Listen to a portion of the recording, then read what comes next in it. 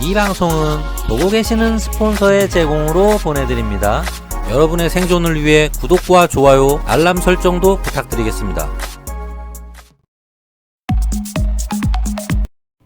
자, 반갑습니다 여러분. 벙커모토의 고사장입니다. 라디오 방송입니다. 자, 요번 주제는 동일차로 추월에 관해서 얘기를 좀 드려보려고 합니다. 이 동일차로 추월이라는 거는 뭐 쉽게 말해서 요런 거예요.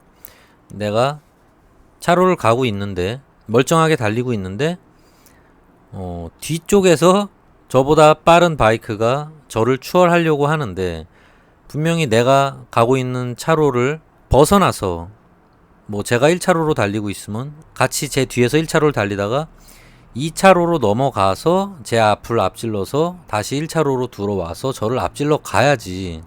이게 정상적인 방법인데, 이분들이 머릿속에 어떻게 뭐 깡통인지 생각이 문해충인지 왜 그런지는 정확히 모르겠는데, 상대방의 차선을 같이 달리면서 추월을 한다는 거예요.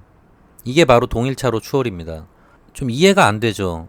그러니까 내 차선은 내 거잖아.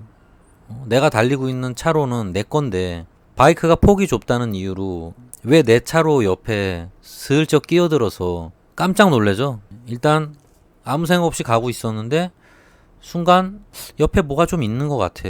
뭔가 낌새가 있어서 고개를 싹 돌려보면은 옆에 그냥 너무나 자연스럽게 오토바이가 달리고 있어요.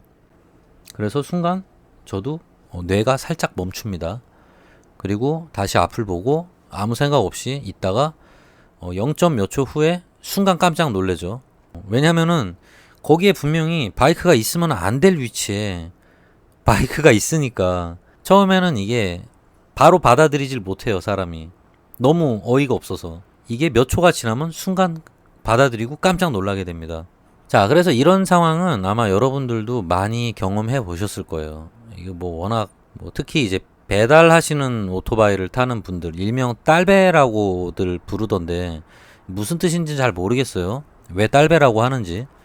뭔가 이제 딸딸이 바이크를 타는 배달 분들이다라고 하는 뜻일까요? 잘 모르겠습니다. 어쨌건 이 배달을 하시는 분들한테 이런 식으로 동일차로로 추월을 당했다는 분들이 너무 많아요. 설문조사를 제가 커뮤니티에 했잖아요.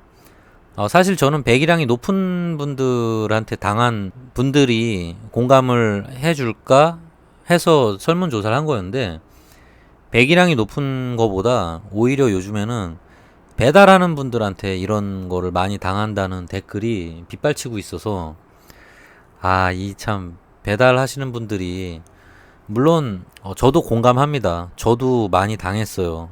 그러니까 이 배달 바이크 타시는 분들, 물론 제 구독자 분들 중에도 분명히 있을 거라고 생각하고, 모든 배달 바이크를 타시는 분들이 다 그럴 거라고 생각은 안 하고 있지만, 제가 길을 다녀봐도 거의 8, 90%예요.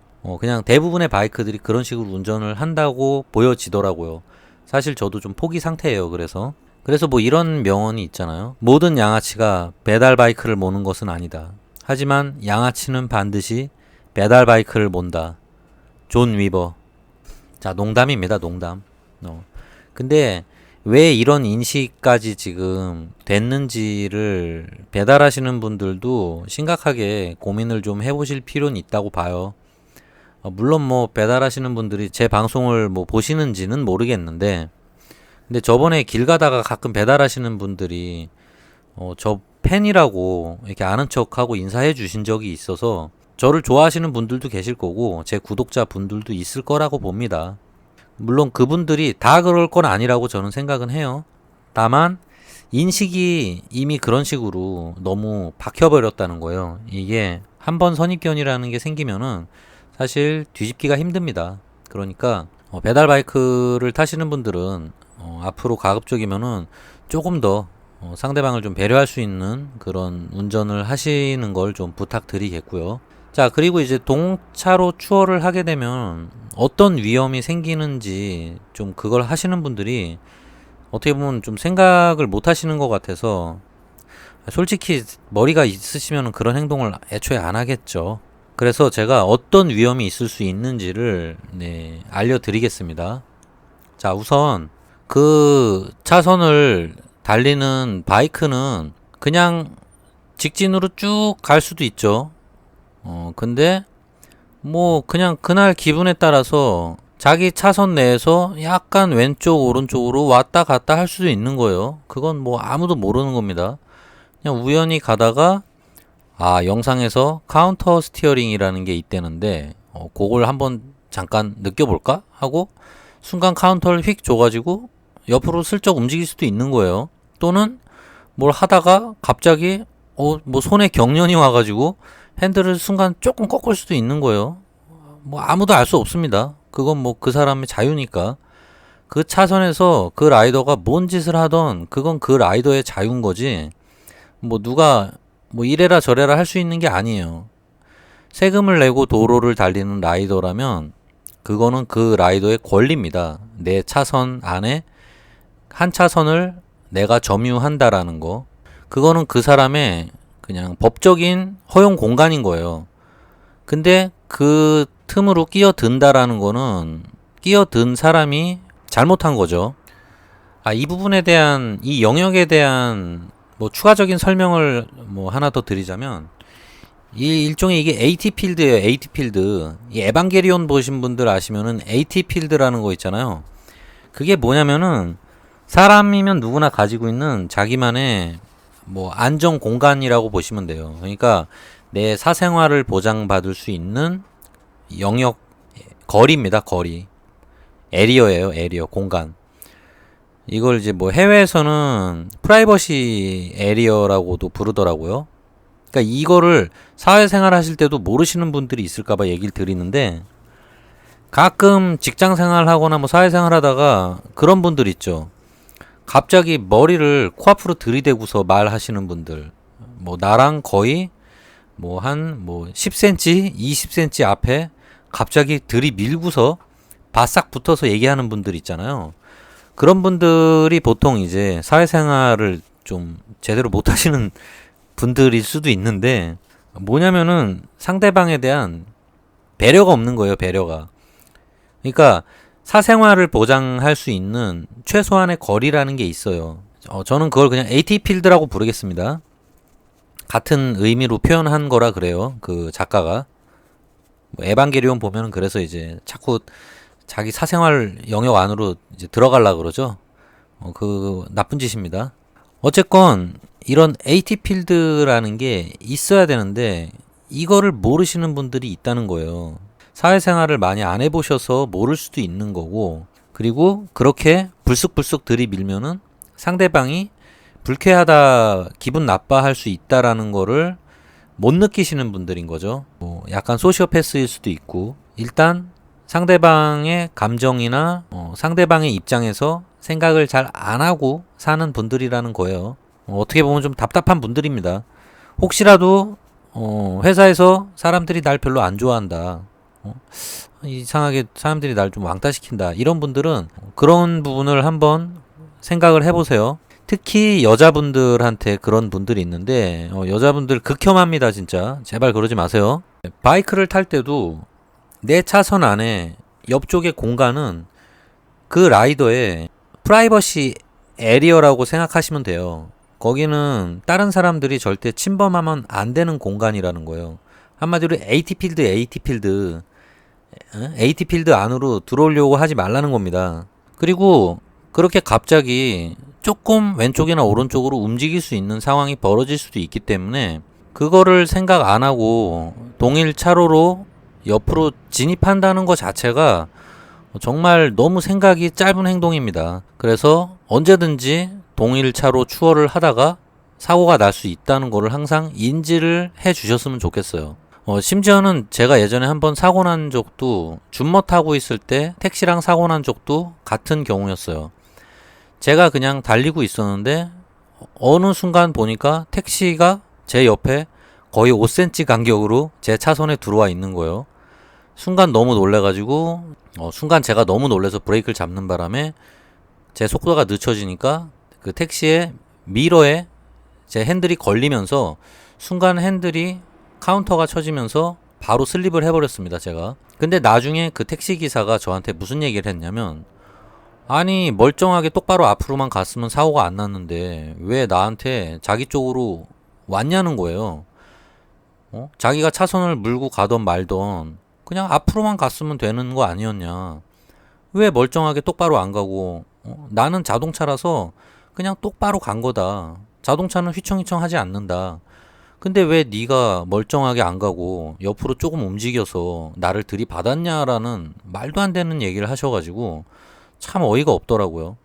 물론 경찰도 정황상 자동차가 잘못했다고 인정을 해줬기 때문에 택시가 잘못한 거다라고 해서 택시 과실이 더 크게 들어갔고, 저는 뭐 다행히 보상은 받았습니다. 하지만 동일차로 추월을 하는 분들의 뇌 구조가 그런 식으로 돼 있다는 거에 저는 정말 놀랐어요. 그러니까 동일차로 추월한 거에 대해서는 잘못이 없다.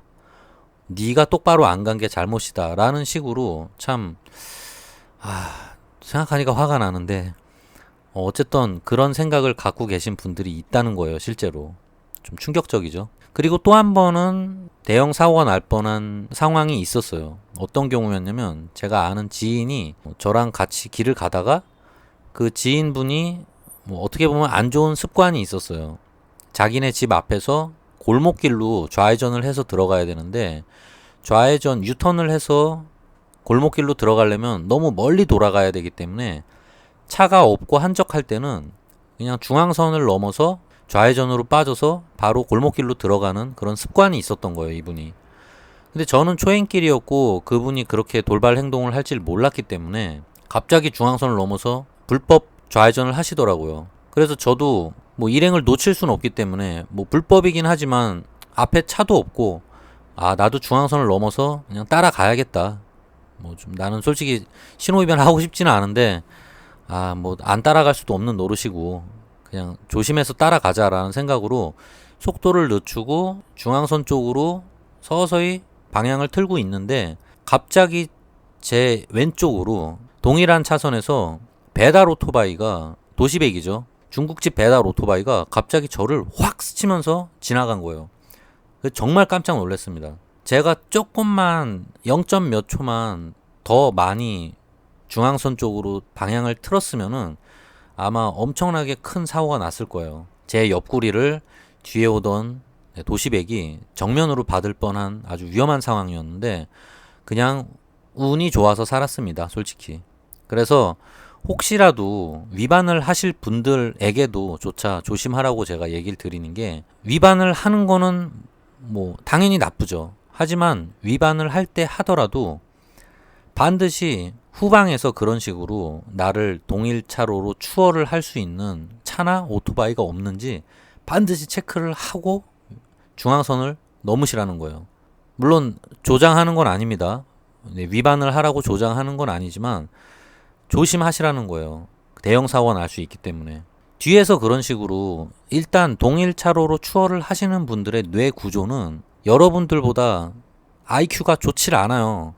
그분들은 생각이 정말 없는 분들이기 때문에 그런 여러 가지 변수나 상황을 고려하지 않습니다. 그냥 내가 속도를 조금 늦췄으니까 그냥 앞질러 가야지 이 생각만 하는 분들이에요. 그래서 정말 조심해야 된다는 거예요. 그리고 혹시라도 유턴을 하는 차선 쪽에서도 마찬가지예요. 유턴할 때는 중앙선 쪽으로 달리잖아요. 유턴 신호를 받고 유턴을 할 때조차도 배달 오토바이들이 중앙선을 넘어서 앞쪽으로 앞질러 가려는 분들이 정말 많아요. 왜냐면은 이 친구들은 유턴을 할 건 아닌데 차들이 전부 멈춰 있으니까 그 틈을 노려서 중앙선을 살짝 넘어서 앞쪽으로 쭉 간 다음에 신호정지선 제일 앞쪽으로 다시 들어와서 풀 포지션을 잡으려고 하는 분들이에요. 이런 분들이 지금도 정말 많습니다. 그래서 유턴 신호가 있는 곳에서 유턴을 할 경우에도 반드시 후방에 중앙선을 넘어서 오는 배달 오토바이나 차가 없는지 반드시 체크를 한번 하시고 유턴을 하시는 걸 저는 추천드립니다. 생존 수칙 중에 하나라고 보시면 돼요.